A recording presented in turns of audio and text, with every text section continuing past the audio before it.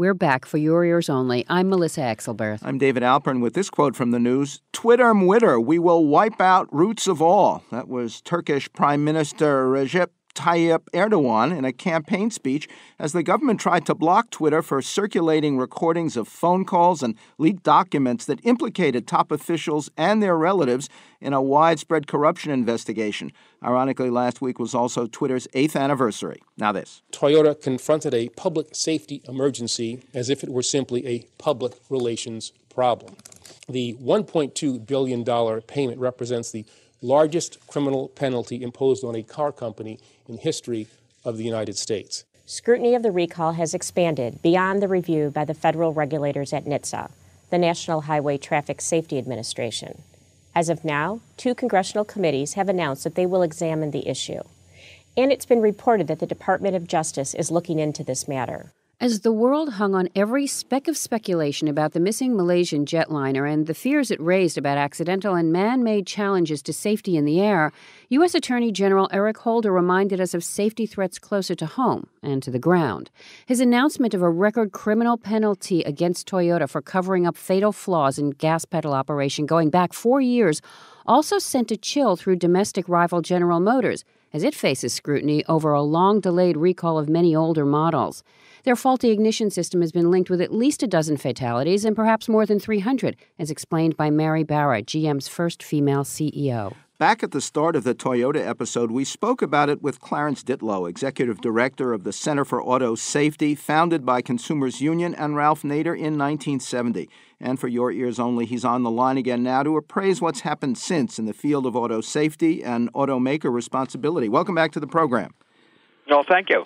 You called the $1.2 billion settlement with Toyota a game changer, though no executives may go to jail, and the sum is just a fraction of company profits, even cash on hand. What overall impact do you see?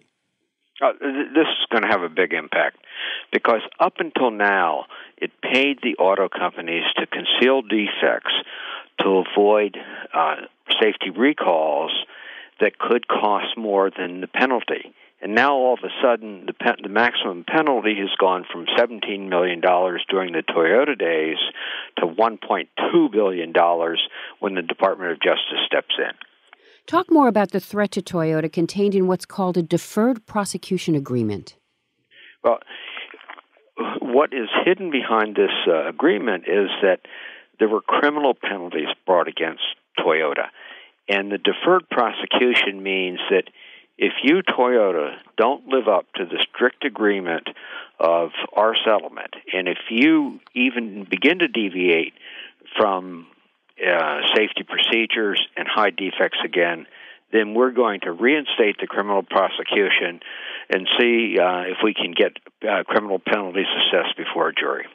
Toyota paid more than $17 million in civil fines over the problem with gas pedals getting hung up on floor mats below them. Does last week's criminal settlement become a significant factor in new death and disability claims by individuals?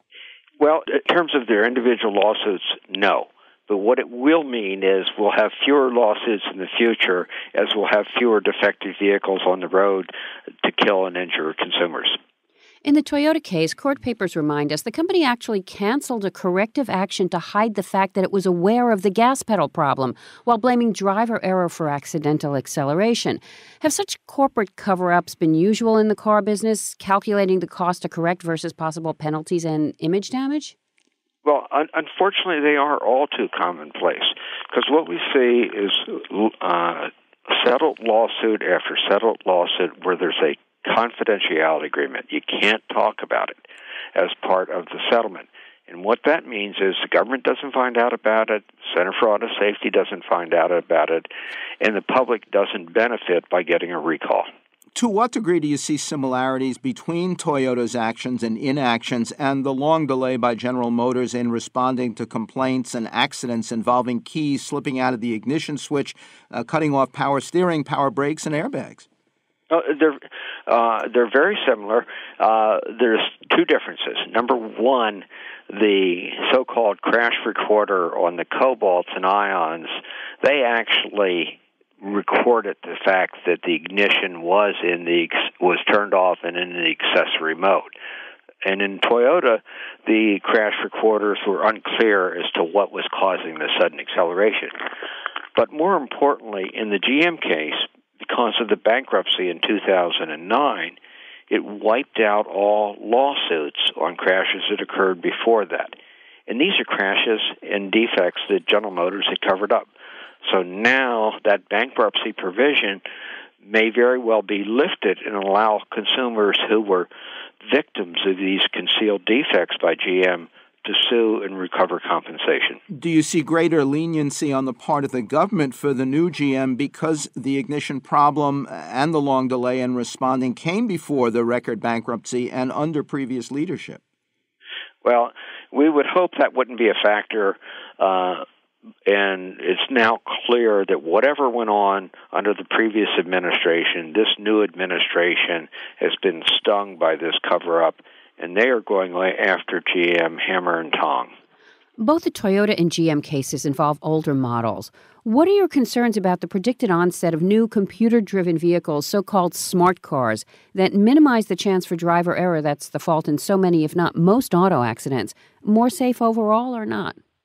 No, we're very concerned about the new electronic systems in cars, particularly as we go to driverless, because we haven't set safety standards that will regulate the new electronic controls. For example, we don't have any kind of standard that says you have to test the computer software to make sure there aren't any bugs in it. And the last thing we want is one of these smart cars having a bug in it and becoming another crash. Do you think drivers will become less responsible the way so many of us remember less of what our smartphones and tablets now carry around for us? Well, that's a big concern, and most of the smart car systems that are being put in today also have wake-up alarms that sound at the same time they're beginning to take control to tell you, put your attention back on the driving and put your smartphone away. Will that make drivers less responsible legally as well when accidents do happen? No. The driver is still, if there's a crash, if there's a crash right now, you still separate the liability between was there a defect in the vehicle that caused the crash? If so, the manufacturer is responsible.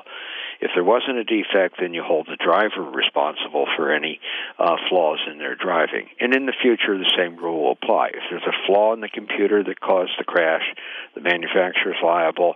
If it's the driver who made the mistake, the driver's liable. Thank you. Clarence Ditlow is Executive Director of the Center for Auto Safety. Quote from the news, "We feel frightened by the plant, but we also know we need it." That was Akihito Sakamoto, an Ikata, Japan town employee, reflecting the reluctant trend of Japanese communities toward approving revival of the nation's nuclear power network offline since the Fukushima disaster 3 years ago. And they've essentially simulated a terrible coal ash spill by pumping the pond out. That was Peter Harrison, a lawyer for the Waterkeeper Alliance, after North Carolina state regulators reported that Duke Energy illegally pumped up to 61 million gallons of coal ash wastewater into a local river just 6 weeks after its more massive coal ash spill into another river. Next, the limitation on limitation of deportation under Obama for your ears only.